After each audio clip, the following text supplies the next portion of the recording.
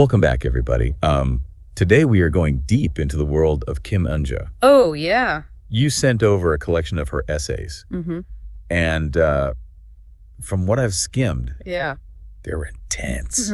We're talking lost family, finding beauty in the most unexpected places, but also she's a Korean author, so I was hoping maybe we could unpack how those experiences might be unique to her culture too. I think that's a great point, because what I find so fascinating about Kim Eun-ja is how she manages to weave the personal with the universal. You know, her stories are so deeply rooted in her own experiences as a Korean woman, but those themes she explores, resilience, the search for meaning, they resonate with people from all walks of life. Okay, let's jump right in.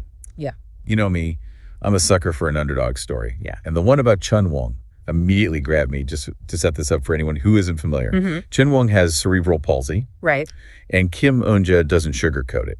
She talks about how people viewed those with this condition back then. Right. Like, she uses terms that are honestly pretty harsh to read nowadays. Yeah, that language was jarring, wasn't it? Yeah. It really throws you back into a different time and place, you know? Certainly. A different set of cultural beliefs.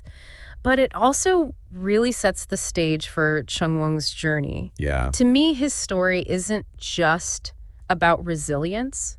It's about how societal perceptions can shape a person's life. Right. You know, how they can either limit or empower them. And I'm dying to know how his story ends. Like, Kim Eun-ja hints at a turning point in his life, but she leaves us hanging. Like, she's inviting us to imagine the possibilities, to consider how someone can overcome such adversity and find their own path to fulfillment. It's almost as though she's planting a seed, isn't it? Yeah. Leaving us with that sense of hope, Yeah. that possibility for transformation. Okay, switching gears a bit, nature. Yeah. Kim Eun-ja is clearly obsessed with forests. Yes. Not just pretty trees, but like forests as a source of wisdom, a place to heal and find perspective. Absolutely. And she even compares forests to soup. Soup. I mean, who thinks of soup when they think of a forest? Right. But it's such a brilliant metaphor, right? Yeah. It gets at this idea that forests are these complex ecosystems. Okay. Where all these different elements come together to create something beautiful and harmonious. I get the soup metaphor, but I think her anecdote about the deer and antelope leaping over fences into her backyard is even more powerful. Oh, yeah. It's almost menacing the way she describes it. Yeah. Like, is she afraid of nature too? Interesting. Even though she finds solace in it. That's a great point. It's not just about passive appreciation of nature, is it? Right. There's this tension, this recognition that nature can be both beautiful and de-destructive. Yeah. Both nurturing and threatening. Yeah. And I think that tension reflects a deeper truth about our relationship with the natural world. Speaking of complex relationships, another essay that really struck a chord with me is the one about the young boy who has to walk his little sibling 2 miles home from school every day. The responsibility, the weight on his little shoulders, I've felt it. Yeah, that one hit me hard too. Yeah. And what's so interesting is that the resilience she's highlighting isn't this grand, heroic act. It's the quiet, everyday resilience of a child forced to grow up too fast. Yeah. And a mother struggling to make ends meet. And the way she describes that 2-mile walk, it's almost like a metaphor for the journey. They're both on the mother and the son. Yeah. You know? Yeah. It's a journey filled with hardship, with anxiety, with fear. Totally. But they keep going one step at a time. It's like she's saying that resilience isn't always about overcoming some huge obstacle. Yeah. Sometimes it's about putting one foot in front of the other day after day, even when the path ahead is uncertain. Okay. This next one is heavy. Oh. It's so beautifully written. It's about Kim Eun-ja's mother and her life after her husband passed away. We've talked about resilience a lot. Right. But this essay goes deeper into what it means to keep going after profound loss. Right. How grief and joy can coexist. It's about finding those moments of light in the darkness, isn't it? Totally. Like the anecdote about their trip to Shenandoah National Park. Yeah. You wouldn't expect someone grieving to be filled with joy amidst such beauty. Yeah. But Kim Eun-ja captures that so perfectly. And it suggests that even when a part of us is broken, we're still capable of experiencing those moments of pure joy and connection. It's like she's showing us that resilience isn't about erasing grief or pretending that everything's okay. Yeah. It's about finding a way to live with the pain, to honor the memories, while also seeking out those moments of beauty and connection that allow us to keep going. And it ties back to that idea of nature as a source of healing, doesn't it? Right. The way Kim Yoon-ja describes her mother's joy in experiencing the natural beauty of Shenandoah, Yeah. it's almost like she's finding solace and renewal in the vastness of the landscape, in the cycles of life and death that are so evident in the natural world. Okay. This next essay is one that I think a lot of people, especially creative types, will relate to. Mm-hmm. It starts with Kim Yoon-ja reflecting on her brother, Okay. whose artistic talents were kind of pushed aside because of the pressure to follow a more traditional career path. That age-old conflict between individual passion and societal expectations. Exactly. And what's so insightful is that she doesn't just present it as a generational thing, like older folks just don't get it. Right. She connects her brother's experience to her own son's artistic inclinations, showing how these pressures can persist, but also how our definitions of success are changing. Exactly. Like, maybe for Kim Yoon-ja's son being a TikTok star, success, not just a corporate job, you know? Exactly. But the essay makes you wonder if those old pressures, that need for stability and approval, are still there, just in a different form. It's like she's asking us to examine our own assumptions about what constitutes a successful life. Are we measuring success based on external markers like wealth or status? Yeah. Or are we recognizing the value of individual fulfillment? Right. The pursuit of passions, even if those passions don't fit neatly into those traditional categories. Okay, get ready for this one. It's about a woman named Hyoke. That's how it's pronounced, I think. Oh, okay. But the story is universal. Imagine hitting rock bottom, and the thing that saves you is digging in the dirt.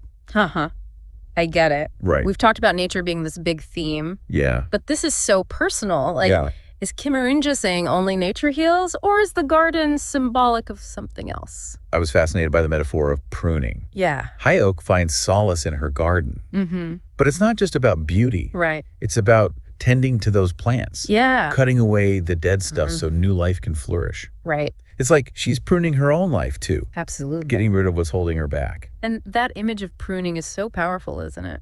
It's about making those tough choices. Yeah. Letting go of things that might be familiar or comfortable, but are ultimately hindering our growth. Yeah. You know, Yeah. it applies to so many aspects of life, whether it's relationships, beliefs, habits, or even just physical clutter. And you know what's really cool? What's that? I feel like Kim Yoon-ja is doing a kind of pruning with her writing, too. Oh, yeah. She's taking these raw, messy experiences and shaping them into these beautiful, insightful stories. Yeah. It's like she's showing us that even in the most difficult parts of life, there's beauty and meaning to be found if we're willing to look for it. That's such a profound observation. It's like she's taking these overgrown, tangled experiences and shaping them into something beautiful and meaningful. And in doing so, she's inviting us, the listeners, to do the same with our own lives, to find the beauty, the lessons, even in the most challenging of circumstances. All right. Let's explore another essay that delves into the complex dynamics of family relationships, particularly the evolving roles of parents and children as time passes and circumstances change. Family relationships are such fertile ground for exploring these universal themes, aren't they? Yeah. The love, the loyalty, the conflicts, the shifting power dynamics as children grow older and become more independent. Totally. It's a constant dance, a negotiation of boundaries and expectations. Right. And it's often a source of both joy and heartache. This particular essay focuses on Kim Yoon-ja's older brother, Okay. whose artistic talents were essentially dismissed by their family because they didn't align with their traditional views of a stable and respectable career. It's a story that resonates with so many of us, the struggle to reconcile our passions with the expectations of those we love and respect, especially within the context of family. It's that age-old conflict between individual aspirations and societal pressures, isn't it? And what's so insightful is that Kim Yoon-ja doesn't just present it as a generational thing. Yeah. Older folks just don't get it. Right. She connects her brother's experience to her own son's artistic inclinations, creating this intergenerational dialogue about the changing perceptions of success and fulfillment. Exactly. It's like she's acknowledging that those societal pressures can persist across generations, but also that our definitions of success are evolving. Like maybe for Kim Yoon-ja's son being a successful YouTuber or graphic designer, a valid path. even if it doesn't fit neatly into those traditional categories of doctor, lawyer, engineer. It's prompting us to examine our own assumptions, isn't it? Yeah. Are we holding on to those outdated definitions of success that might have limited our own choices? Or are we open to embracing a wider range of possibilities, recognizing that fulfillment can take many forms? Yeah. And that true success often lies in pursuing our passions, even if those passions don't fit neatly into those predefined boxes. And I love how she doesn't shy away from the messiness of it all. Oh, yeah. She acknowledges the hurt, the disappointment, Right. the sense of betrayal that can arise when those expectations clash with our individual desires. Yeah. But she also highlights the importance of communication, of understanding, and of finding ways to bridge those generational gaps, Yeah. to create space for both tradition and de-innovation, Right. for both honoring our families and pursuing our own paths. It's about finding that balance, isn't it? Yeah, Between respecting those who came before us, who shaped our values and beliefs, right. and also forging our own identities, Yeah. pursuing our own dreams, even if those dreams look different from what our families might have envisioned for us. All right, let's dive into an essay that explores a different kind of loss. Oh, yeah. One that's often overlooked or even dismissed, Okay. the loss of a pet. Ah, the loss of a pet. Yeah. It's a unique kind of grief, isn't it?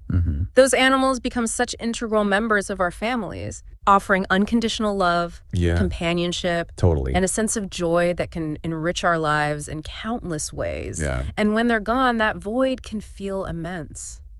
This essay is about Kim and Eunja's beloved dog, Okay. a loyal companion who was by her side through many life transitions. Oh, She talks about the unconditional love he offered, the comfort he provided, yeah. and the ways in which he became an extension of her own family. Right. And when he eventually passes away, the grief she experiences is palpable. It's a reminder that the bonds we form with animals Yeah. can be just as deep and meaningful as the bonds we form with humans. And she doesn't shy away from the societal stigma that sometimes surrounds grieving for a pet. Right. You know, there's this unspoken expectation that it's somehow less significant than grieving for a human. Yeah. But she challenges that notion, arguing that the depth of our grief is not determined by the species of the being we've lost, but by the depth of the love and connection we shared. Exactly. And she talks about the ways in which her dog's death Yeah. has forced her to confront her own mortality, to acknowledge the fragility of life, Right. and to appreciate the preciousness of each moment. Yeah. It's a reminder to cherish those we love, both human and animal, Yeah. and to savor those moments of connection, of joy, Yeah. of shared experience, knowing that those moments are ultimately fleeting. It's a beautiful message, isn't it? Yeah. To honor those bonds, those connections, Yeah. those relationships that enrich our lives regardless of species or social conventions. Now let's shift gears a bit Mm-hmm. and delve into an essay that explores a more lighthearted topic. Okay. Kim Inoye's experiences with American food and her attempts to master the English language. Oh, yeah. It's a humorous and insightful piece Yeah. that highlights the challenges and rewards of navigating cultural differences, particularly in the realm of food and communication. Ah, food and language. Wow. They're such integral parts of culture, aren't they? Yeah. They shape our identities, Right. our experiences, and our ways of connecting with the world around us, and they often become even more salient when we're navigating different cultures. Yeah. As we encounter new flavors, Yeah. new customs, and new ways of communicating. She talks about her early struggles with American food. Oh, really? Her initial aversion to peanut butter, can you imagine? Oh, no. Her confusion over the vast array of breakfast cereals. Yeah. And her gradual adaptation to these new flavors and culinary customs. It's like a culinary journey of discovery. Yeah. Filled with missteps, surprises, and ultimately a growing appreciation for the diversity of human experience. It's a reminder that food is more than just sustenance. Right. It's a cultural touchstone, Yeah. way to connect with history, tradition, and community. Right.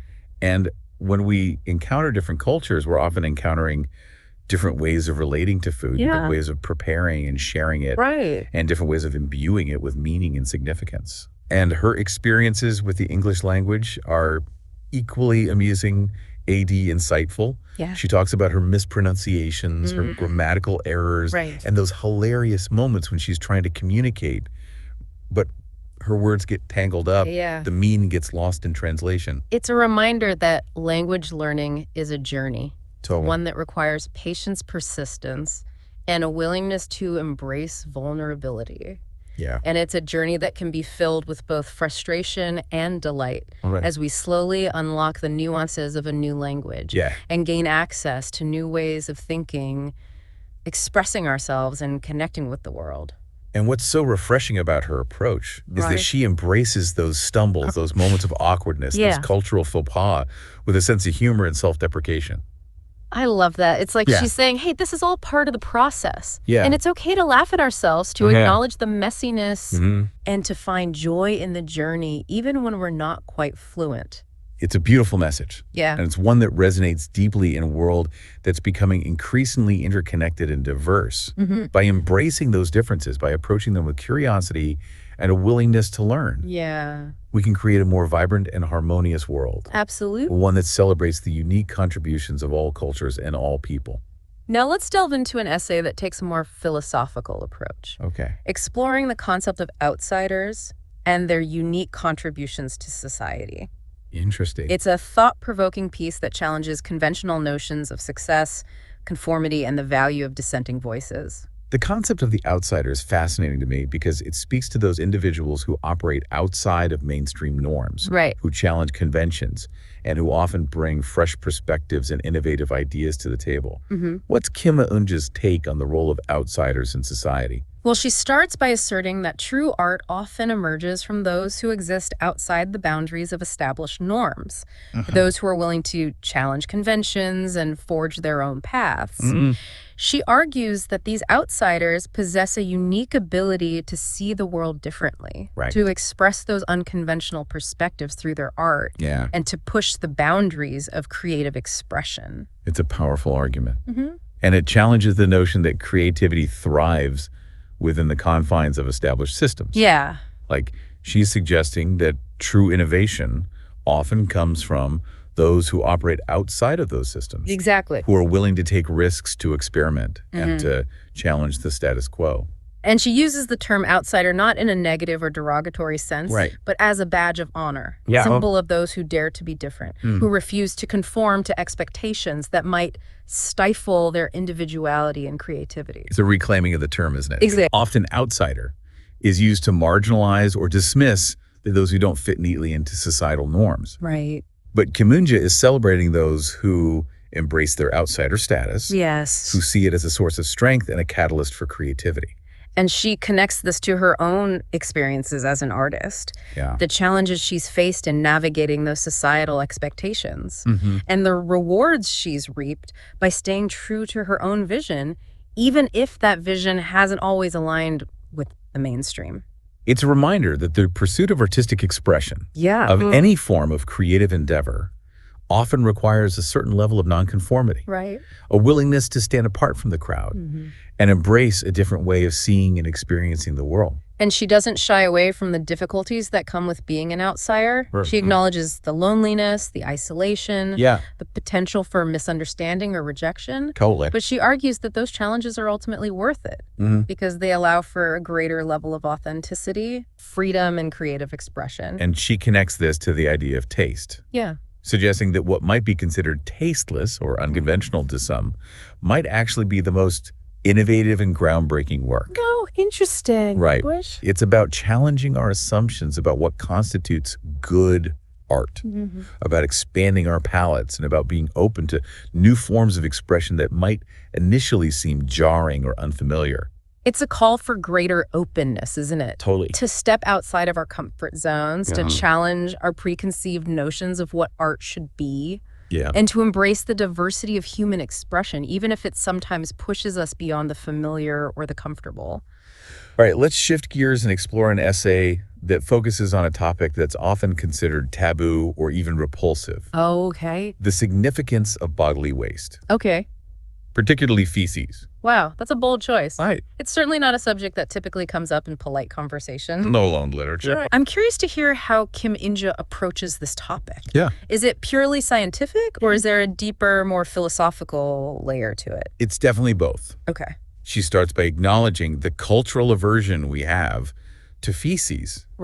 The disgust, it evokes the lengths we go to sanitize and distance ourselves from it. Yeah. But then she flips the script, arguing that it's a natural part of life, essential to the cycle of nature, a symbol of our connection to the earth. It's a really interesting way to challenge our ideas about what's clean or unclean. Right. It makes you think about how those concepts are often culturally constructed, and how we tend to shy away from those aspects of life that we deem unpleasant or dirty, even though they're essential parts of the natural world. And you know what's wild? What's that? She even talks about the beauty of feces. Oh, wow. The way it enriches the soil, nourishes new life. Interesting. It's like she's saying, look, this is part of the cycle, and it's not something to be ashamed of or disgusted by. It's a radical notion, isn't it? Yeah. To find beauty in something that's so often associated with disgust and repulsion. Right. But it's also a powerful reminder that beauty exists in many forms. Yeah. And that our perceptions of what's beautiful are often shaped by cultural norms and societal conditioning. Okay, this next essay is one that really made me think about the power of perception. Oh, yeah. Particularly how our physical senses shape our understanding of the world. It starts with Kim Eun-ja talking about her aging eyesight and the need for reading glasses. Right. But it quickly expands outward from there. Yeah. To touch on these larger themes of perspective clarity and the beauty of blurred vision. The idea of blurred vision as something positive is fascinating. Right. We usually associate blurred vision with impairment, with a loss of clarity. Right. But she's suggesting that there are situations where a little bit of blurriness, a willingness to let go of that need for perfect vision can actually be beneficial. And she connects this to her relationship with her children. Okay. Specifically, as they enter adulthood. It's like she's saying, as a parent, I need to put on my metaphorical, blurry vision glasses and let go of my need to control every aspect of their lives. It's a beautiful metaphor for the evolving dynamics of parent-child relationships, isn't it? Yeah. It's about recognizing that as our children grow older, they need the space to make their own choices, their own mistakes, and to find their own paths, even if those paths diverge from what we might have envisioned for them. And she even extends this idea of blurred vision to a broader societal perspective. Oh, interesting. Suggesting that we could all benefit from a little less clarity, a little more acceptance of ambiguity and nuance, particularly in our judgments of others and our interpretations of the world around us. It's like she's advocating for a more compassionate and understanding approach to life. Totally. Recognizing that things aren't always black and white, that there are multiple perspectives, and that sometimes the most beautiful and meaningful experiences lie in those blurry spaces in between. And she connects this to the Korean concept of aging gracefully. Oh, really? Of embracing the wisdom and perspective that comes with time.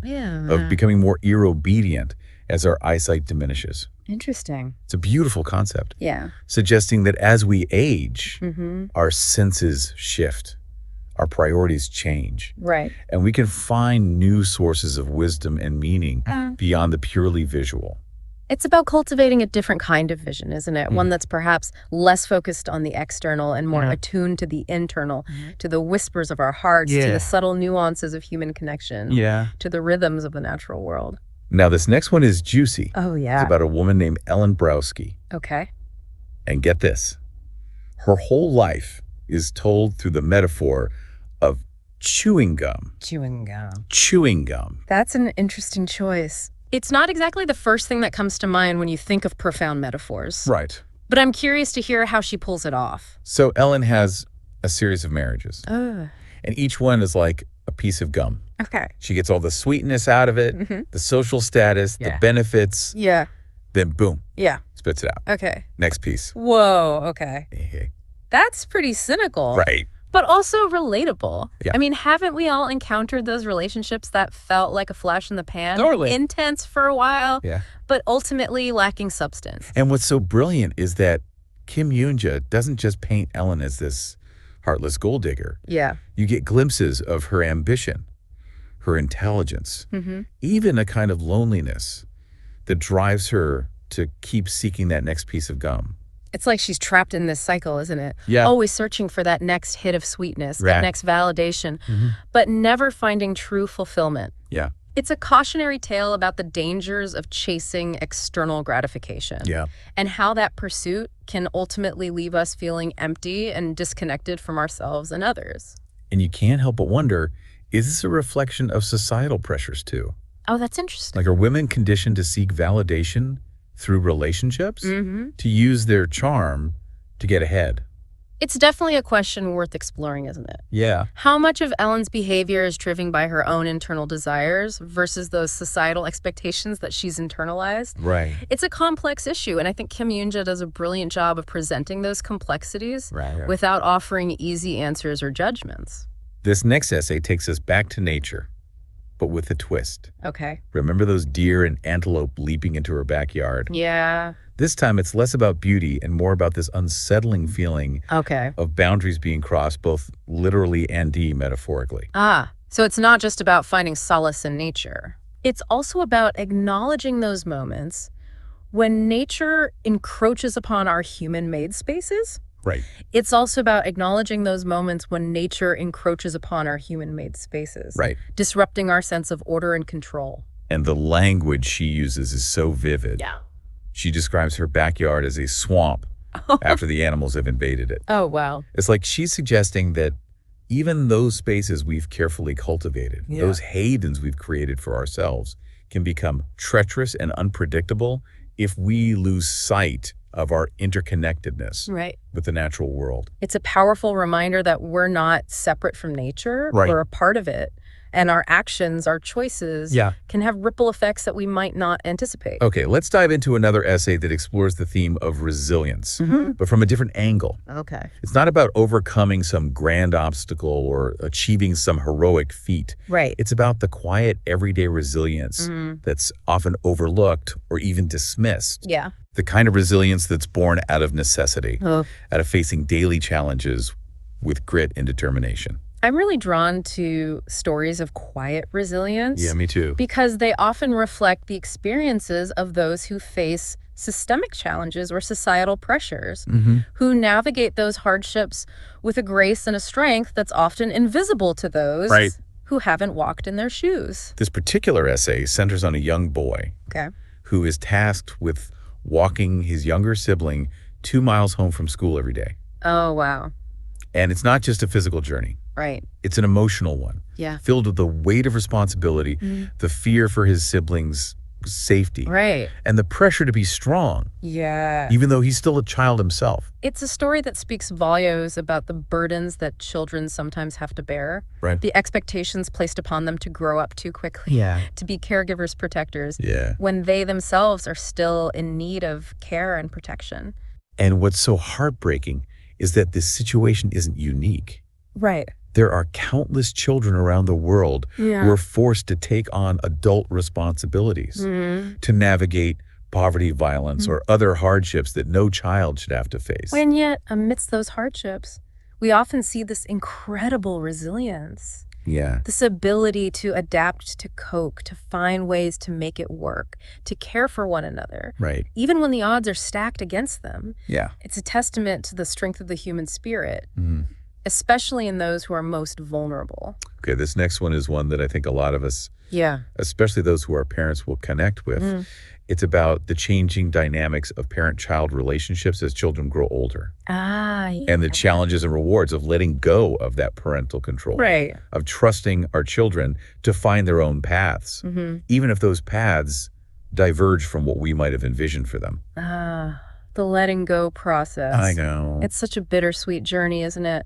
To witness our children blossom into independent adults, to celebrate their achievements, and yet to also grapple with that sense of loss, that recognition that our roles as parents are shifting, that our influence is diminishing, and that they're forging their own identities separate from us.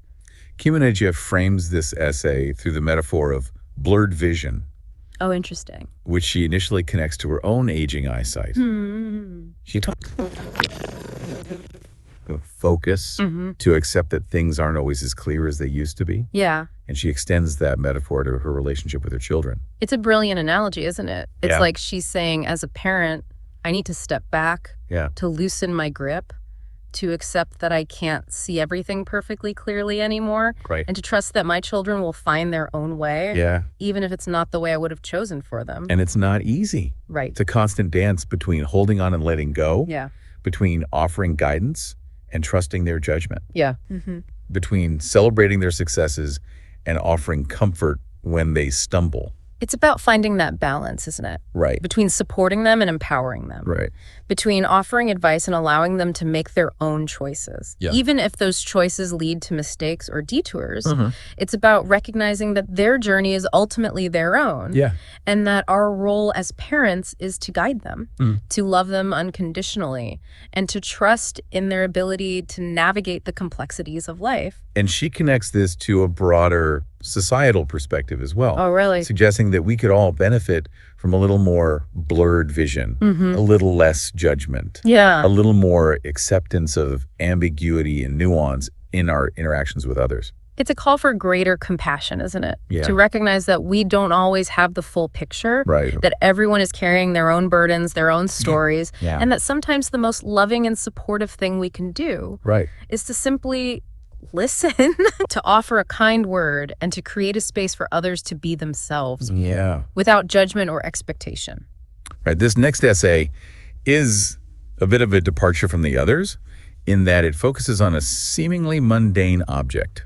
Okay. Chewing gum. Chewing gum. Chewing gum. Interesting. But as with many of Kim Yoonja's essays, she uses this everyday item as a springboard to explore deeper themes of relationships, Yeah. societal expectations, and the pursuit of fleeting pleasures. Chewing gum. Yeah. It's such a common, almost disposable object, yet it carries a lot of cultural baggage, doesn't it? It can be associated with childhood, Yeah. with rebellion, with fleeting pleasures, and even with a certain level of social transgression. Totally. I'm curious to hear how Kim Yoonja uses this seemingly insignificant object to delve into more profound themes. She starts by talking about the simple act of chewing, Okay. the repetitive motion, the temporary satisfaction of flavor, Yeah. and the eventual discarding of the gum once it's lost its sweetness. Right. And she connects this to the trajectory of some relationships, particularly romantic relationships, Right. that often follow a similar pattern of initial attraction, intense enjoyment, and eventual disillusionment or boredom. It's an interesting analogy, isn't it? Yeah. To compare the lifespan of a relationship Oh, yeah. to the lifespan of a piece of chewing gum. Right. It highlights the fleeting nature of some relationships. Yeah. The potential for passion to fade. Right. And the tendency to seek out new sources of excitement or satisfaction Yeah. once the initial spark has dimmed. And she uses this metaphor to tell the story of a woman named Ellen Browski, Okay. who goes through a series of marriages, either represented by a piece of chewing gum. Okay. She chews on each relationship for a while, extracting the sweetness, the benefits, the social status, Right. and then she moves on to the next one, leaving a trail of discarded gum in her wake. It's a rather cynical portrayal of relationships, isn't it? Yeah, it is. To view them as disposable, Right. as something to be used and then discarded once they've served their purpose. Yeah. Is this a critique of Ellen's choices? Or is there a deeper societal commentary at play? I think it's a bit of both. Okay. On the one hand, Yeah. it's a commentary on the societal pressures that women often face, particularly in a patriarchal society where their worth is often tied to their marital status, Right. their beauty, Yeah. and their ability to secure a successful husband. Ellen is ambitious-driven, Yeah. and she uses her relationships in part Right. to climb the social ladder. So it's not just about a woman using men to get ahead. Right. It's also a reflection of the societal forces that shape those choices. Yeah. The expectations and pressures that can lead individuals to prioritize external validation Right. over genuine connection and fulfillment. And the chewing gum metaphor highlights the emptiness of that pursuit. Just like chewing gum provides temporary satisfaction, but ultimately leaves us wanting more. Ellen's relentless pursuit of external validation Right. through relationships and material possessions Yeah. leaves her feeling hollow and unfulfilled. It's a cautionary tale, isn't it? Yeah. A reminder that those external pursuits, Right. while perhaps alluring in the moment, Yeah. can ultimately lead to a sense of emptiness and disillusionment if we're not tending to our inner needs and desires.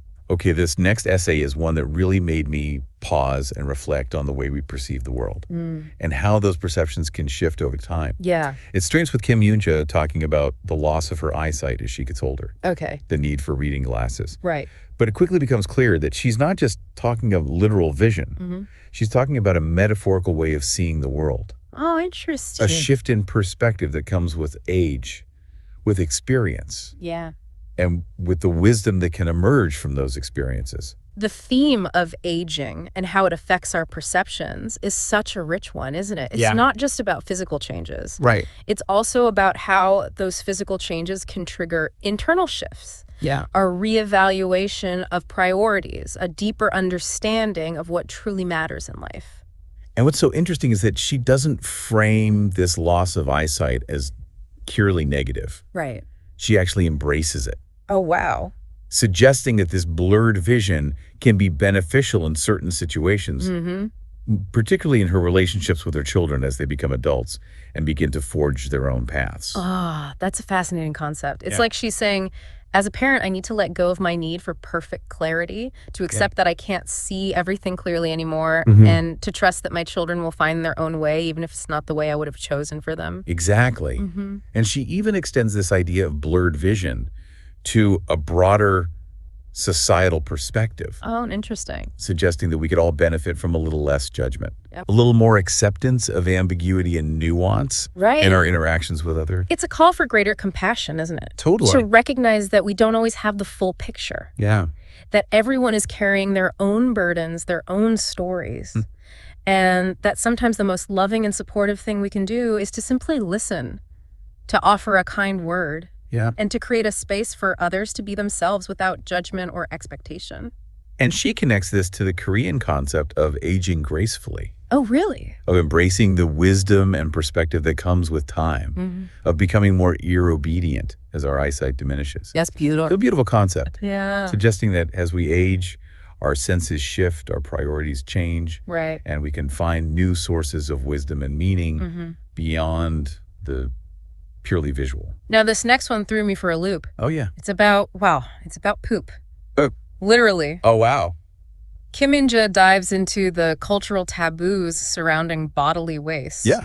Especially feces, and I have to admit, it made me squirm a bit at first. Yeah, totally. But I think that's what makes Kim Yoonja's writing so compelling. She's willing to go there to explore those topics that most people would shy away from and to find beauty and meaning in the most unexpected places. I mean, who writes an essay about poop and makes it poetic? I know. But she does it. Yeah. She talks about how we try so hard to sanitize and distance ourselves from our own waste. Right. But then she flips the script and argues that it's a natural part of life, essential to the cycle of nature, a symbol of our connection to the earth. It's like she's challenging us to confront our own discomfort, to examine those cultural norms that dictate what's considered clean or unclean, and to recognize that those distinctions are often arbitrary and even harmful. And she even goes so far as to talk about the beauty of feces.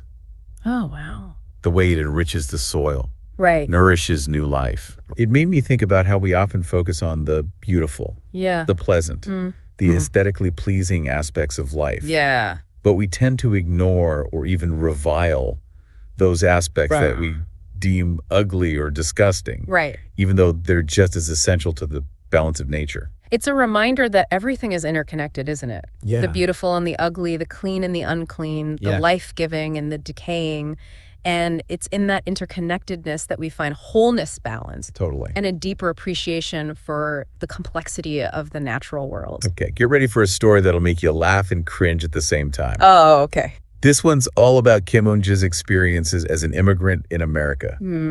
Specifically, her encounters with American food and her attempts to master the English language. I love stories about cultural clashes. Oh, they're so good. They're so relatable, especially for those of us who have lived or traveled in different countries. Right. Those moments of miscommunication, those unexpected cultural norms, they can be both hilarious and de-humbling.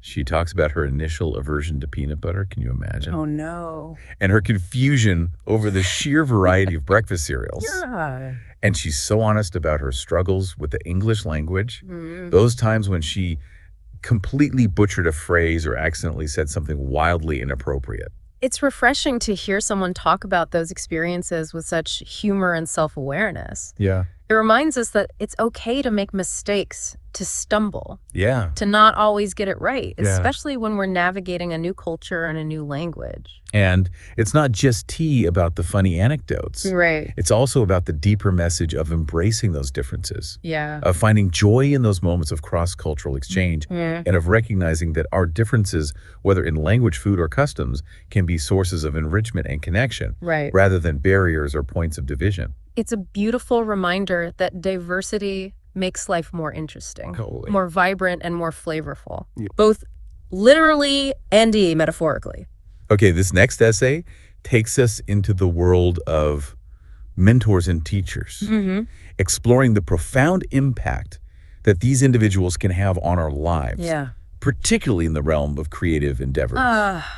The role of mentors. It's so important. It's such a powerful and often complex dynamic, isn't it? Yeah. Those individuals who see something in us Right. that we might not yet see in ourselves, who nurture our talents, Yeah. who challenge us to grow, who guide us on our paths of self-discovery. Totally. But it's also a relationship that requires careful navigation, Right. a balance of trust, respect, and a willingness to let go.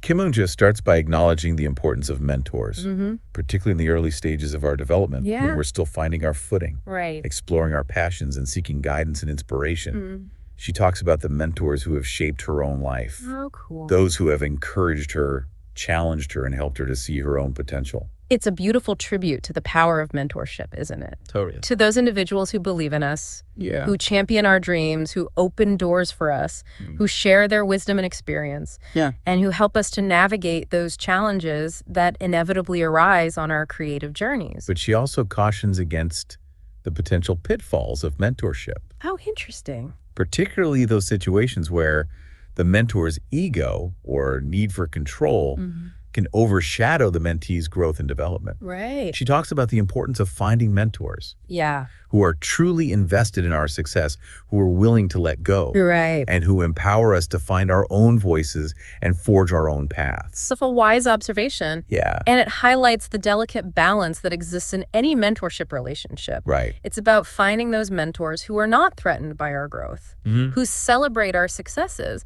and who encourage us to step out of their shadows and become our own leaders. And she uses the metaphor of birds and flight to illustrate this dynamic. Oh, I love that. She talks about the birds who are taught to fly by their parents, who are nurtured and protected in the nest until they're ready to take their first solo flight. Right. But she also acknowledges that sometimes those parent birds can be reluctant to let go, Oh, yeah. to allow their offspring to spread their wings and soar on their own. It's a beautiful analogy that captures the essence of true mentorship. Yeah. The willingness to guide and support while also recognizing the importance of letting go, of allowing the mentee to discover their own strength and find their own wings. And she connects this to the creative process, suggesting that sometimes those mentors who have helped us to develop our skills to find our voices can become obstacles to our further growth if they cling to their own methods, their own perspectives, and their own need for control. It's a reminder that creative growth often requires a certain level of rebellion, a willingness to break free from those influences that might be holding us back, and to embrace new ideas, new approaches, and new ways of expressing ourselves. And she argues that true mentors, those who are truly invested in our growth, will celebrate those moments of rebellion, those departures from the familiar, as signs of our evolving artistry and our growing independence. I love that. Yeah. It's a beautiful vision of mentorship, one that's rooted in mutual respect, trust, and a deep belief in the mentee's potential to soar beyond those initial teachings and forge their own path. Okay, this next one is about something so simple, so everyday. But Kimunja, as always, finds a way to make it profound. It's about Eyeglasses. Why glasses? Hip eyeglasses. I mean, they're a symbol of vision, of clarity, but also of limitation, of needing assistance to see the world clearly. Yeah. I'm curious to hear how she weaves that into a larger narrative. She starts by talking about her own need for reading glasses as she gets older. Okay. And how she initially resisted it. Yeah. Feeling like it was a sign of weakness or decline. Right. But then she has this realization that maybe this blurred vision is actually a good thing. Oh, wow. Especially in certain aspects of life. That's such a powerful reframing. Yeah. It takes something we often perceive as a negative, a loss of visual acuity, Right. and to see it as a potential strength. Yeah. A different way of perceiving the world that can actually be beneficial. And she connects this to her relationship with her children. Okay. Specifically, the need to let go of that parental control as they become adults. It's like she's saying, I need to put on my blurry vision glasses and trust that they'll find their own way. Right. Even if I can't see the path as clearly as I used to. It's a beautiful metaphor for the challenges and the rewards of parenting, isn't it? Yeah, it really is. To recognize that our children are not extensions of ourselves, that they have their own unique journeys to embark on. Right. And that our role is to support them, to love them unconditionally. Yeah. And to trust in their ability to navigate the complexities of life, even when we can't see the path ahead as clearly as we'd like. And she even extends this idea of blurred vision to a broader societal perspective. Oh, interesting. Suggesting that we could all benefit from a little less judgment, a little more acceptance of ambiguity and nuance in our interactions with others. It's a call for greater empathy and understanding, isn't it? Yeah. To recognize that we don't always have the full picture, Right. that everyone is carrying their own burdens, their own stories, and that sometimes the most loving and supportive thing we can do is to simply listen, Yeah. to offer a kind word, and to create a space for others to be themselves without judgment or expectation. All right, this next essay might make you feel a little uncomfortable. Oh, okay. But I think it's one of the most powerful in the collection. It's about something that's often considered taboo or even repulsive. Okay. The significance of bodily waste, particularly feces. Whoa, okay. That's definitely not a topic you typically see explored in literature. Yeah. Especially with such directness. I know, right? I'm curious to hear how she approaches this subject matter. Yeah. Is it purely scientific, or is there a more philosophical or even spiritual dimension to it? It's a blend of all of those perspectives. Yeah, okay. She starts by acknowledging the cultural aversion to feces, Right. the disgust it often evokes, Yeah. and the ways in which we try to sanitize and distance ourselves from it. But then she flips the script, Okay. arguing that it's a natural part of life, Right. a necessary byproduct of our biological processes, Yeah. and a powerful symbol of the interconnectedness between our bodies and the natural world. It's a thought-provoking perspective. Yeah. Because it challenges our assumptions about what's natural and what's unnatural. Totally. We often try to separate ourselves from those aspects of life that we find unpleasant or distasteful. Okay. But she's suggesting that those aspects are just as much a part of the natural order as the things we find beautiful or appealing. And she even goes so far as to argue that there's beauty to be found in feces, Oh, wow. in its earthy smell, its transformative power as fertilizer, Oh, interesting. and its role in the cycle of life and decay. Right.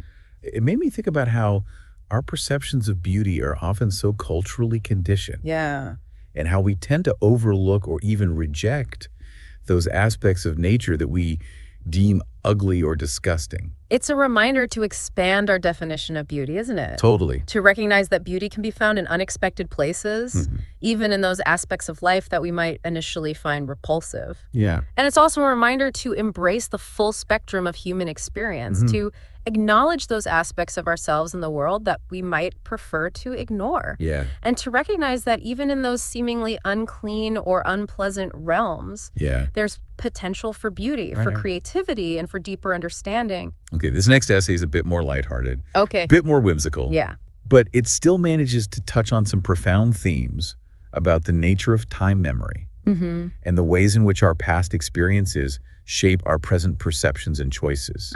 Time and memory. I know. They're such elusive concepts, aren't they? Yeah. The way time seems to flow both linearly and cyclically, the way our memories are both vivid and fragmented, the way our past selves haunt our present, shaping our thoughts, our feelings, and our actions, even when we're not consciously aware of those influences. Kiminja starts by reflecting on a specific childhood memory. Okay. A seemingly insignificant moment that has stayed with her throughout her life. Yeah. And she talks about how that memory, despite its apparent triviality, holds a certain power over her, a significance that she can't quite explain. Interesting. Like a keyhole through which she glimpses her childhood self, her past experiences, and the ways in which those experiences have shaped who she is today. Yeah. It's fascinating how those seemingly insignificant memories can sometimes hold such power over us, doesn't it? It's like those memories are holding a piece of our identity, a clue to who we are, and who we might become. And she connects this to the idea that our memories are not always reliable. Right. That they can be distorted by time, by emotion, by our own subjective experiences. Yeah. It's like she's saying that the past is not fixed or immutable. Right. It's a fluid, ever-changing narrative that we're constantly rewriting in our minds. It's a reminder to be mindful of those narratives we create, isn't it? Totally. To recognize that our memories are not always objective truths, right, but rather interpretations.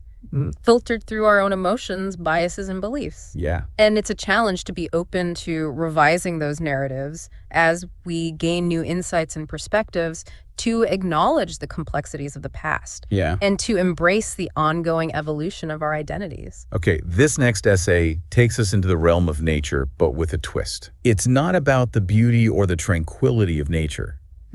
It's about those moments when nature encroaches upon our human-made spaces, disrupting our sense of order and control, and reminding us that we're ultimately not as separate from the natural world as we might like to believe. The tension between humans and nature. It's so real. It's a theme that's been explored in literature and art for centuries, isn't it? Yeah. That primal fear of the wild. Totally. The unknown, the forces that are beyond our control. But it's also a reminder of our interconnectedness with nature. Right. The ways in which our actions impact the environment.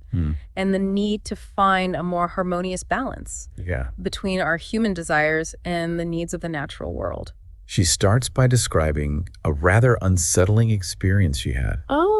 With a group of deer that invaded her backyard. No. And she doesn't romanticize them as these beautiful, graceful creatures. Right. She describes them as intruders, marauders, even thugs, disrupting the carefully cultivated order of her garden. Yeah. Leaving behind a trail of destruction. It's a reminder that nature can be both beautiful and destructive, isn't it? Yeah. That those forces we often admire from a distance can also pose a threat to our sense of safety, security, and control. And she uses the word swamp to describe her backyard after the deer had been through it. Oh, wow. Suggesting that even those spaces we've carefully cultivated, those havens we've created for ourselves, can become treacherous and unpredictable if we lose sight of our interconnectedness with the natural world. It's a powerful image, and it speaks to the unintended consequences of our actions. The ways in which our attempts to control or manipulate nature can sometimes backfire, creating imbalances that threaten both the natural world and our own well-being. It made me think about those moments in our own lives when things feel out of control, when those carefully constructed boundaries we've created around ourselves start to crumble. And we're forced to confront those forces that are larger than us, those aspects of life that we can't predict or control.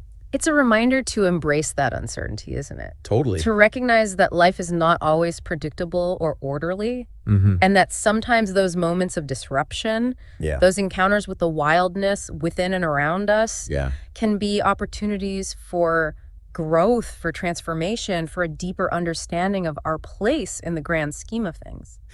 All right, let's dive into an essay that explores the complexities of family relationships. Okay. Particularly those moments when our loved ones make choices that we don't understand, that challenge our values, and that ultimately force us to confront our own limitations and biases. Family relationships are such a rich source of both love and conflict, aren't they? For sure. those bonds of blood, of shared history, of deep emotional connection. Right. They can be incredibly strong. Yeah. But they can also be incredibly challenging, especially when those individuals within the family make choices that clash with our own beliefs or expectations. This particular essay focuses on Kim Inja's brother, who makes a series of choices that she struggles to reconcile with her own values. He drops out of college. Oh, wow. Gets involved in a questionable business venture. Yeah.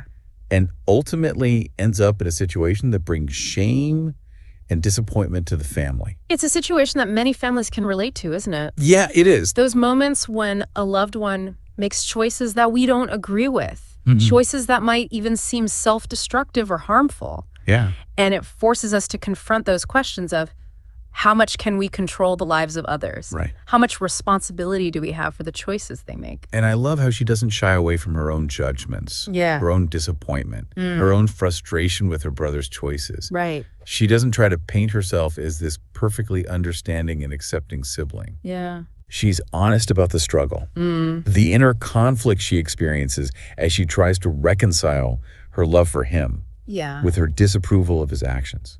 It's that honesty that makes her writing so relatable, isn't it? Totally. To acknowledge those moments when we feel conflicted. Right. When our love for someone is tested by their choices. When we struggle to find that balance between acceptance and judgment, between support and disappointment.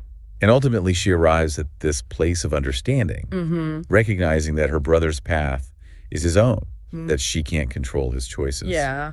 And that even though she might not agree with them, she can still love him and support him as best she can. It's a beautiful example of unconditional love, isn't it? Totally. That ability to love someone even when they're making choices that we might not understand or agree with. Yeah. To recognize their humanity, their struggles. Right. And to offer compassion and support even when it's difficult. Okay, this next essay takes a more philosophical approach, exploring the nature of suffering and the ways in which our experiences of pain and loss can ultimately lead to growth, transformation, and a deeper appreciation for the beauty and fragility of life. Oh, the age-old question of why we suffer. I know, right? It's a question that philosophers, theologians, and poets have grappled with for centuries, isn't it? Yeah. And there are no easy answers. Right. No simple explanations for why bad things happen to good people. Yeah. Why some lives are marked by tragedy and hardship, while others seem to glide along effortlessly. Kim Inja doesn't attempt to offer any definitive answers. Right.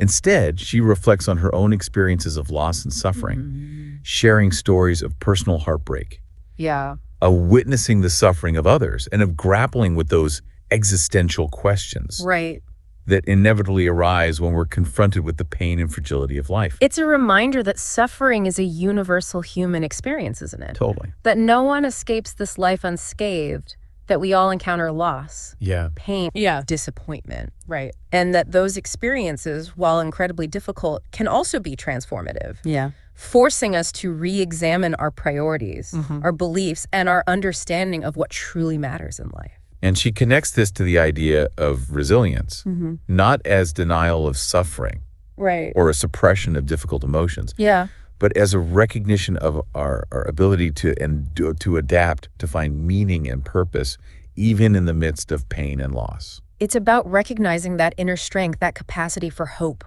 for healing, for growth that exists within each of us.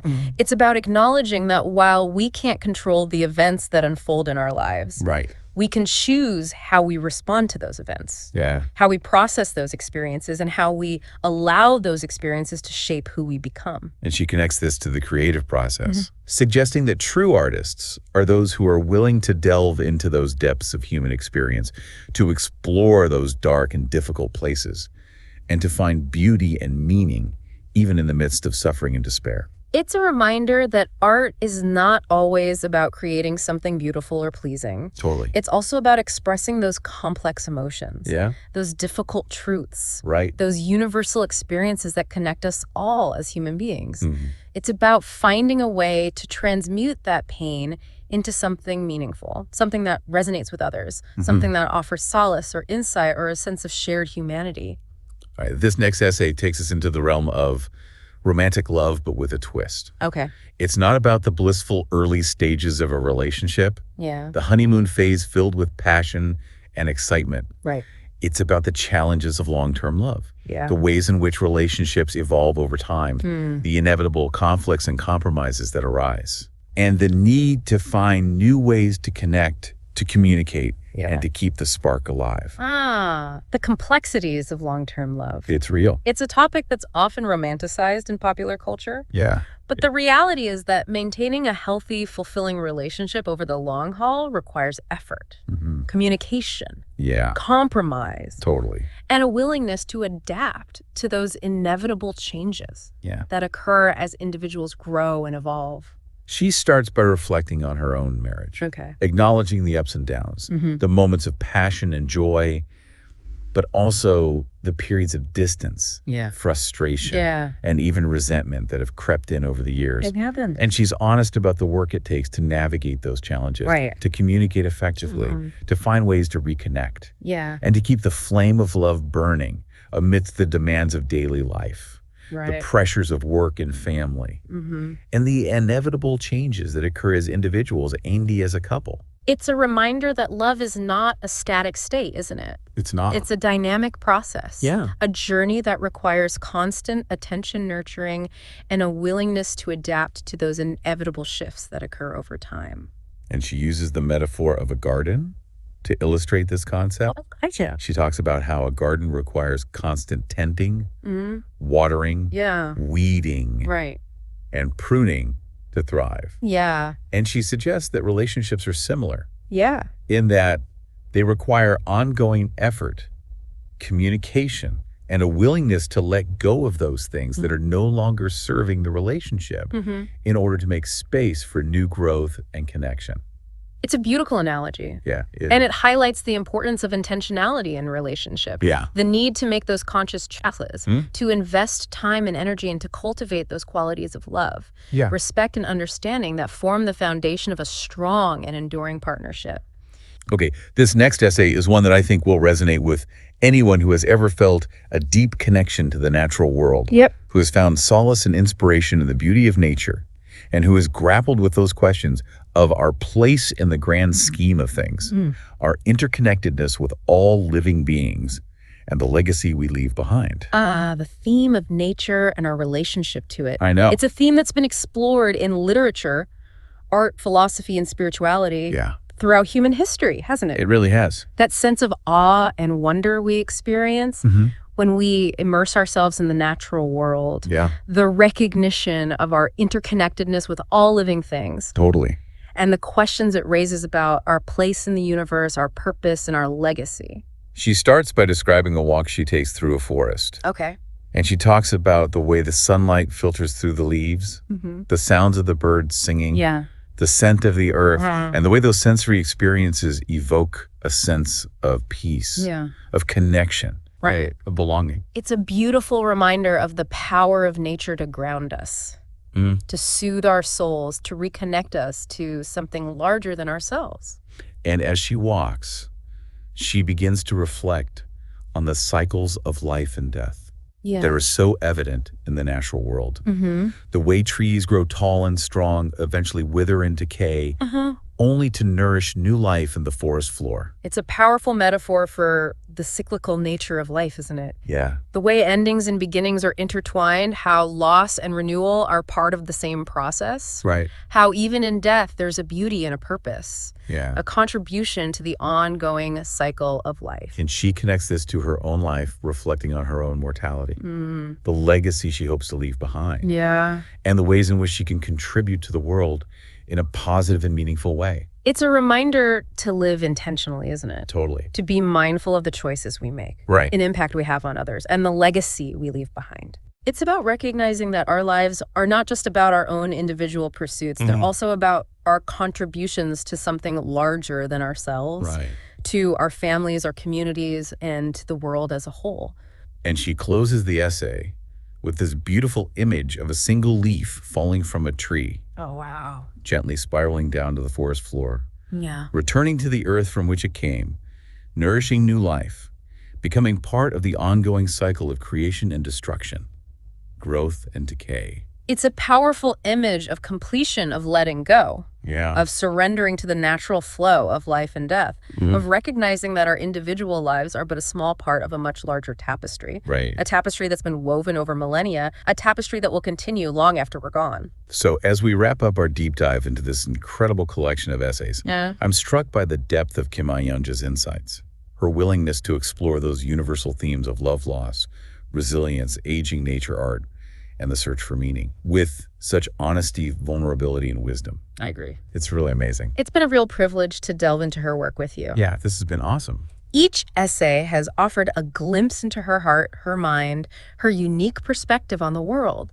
But it's also sparked so many reflections on our own lives, our own experiences, and those universal questions that we all grapple with as human beings. And what I find so inspiring about her work is that she doesn't offer easy answers or simplistic solutions. Right. She's not preaching or dictating. She's inviting us into a conversation, a shared exploration of those complexities, those contradictions, those messy and beautiful truths that make up the human experience. It's about embracing that messiness, isn't it? Totally. Recognizing that life is not always neat or tidy or predictable, that there are moments of joy, sorrow, of beauty, a darkness, of love and Dee's loss.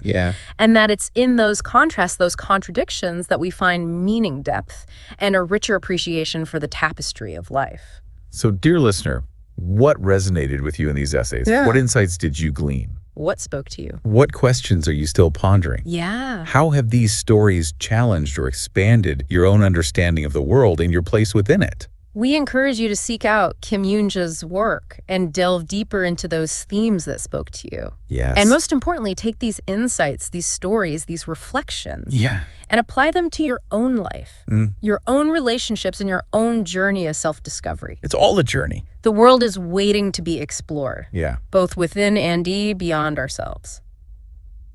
That's it for our deep dive today. Yeah. Until next time, keep exploring, keep questioning, keep seeking those moments of beauty and connection that make life so rich and meaningful. Happy listening.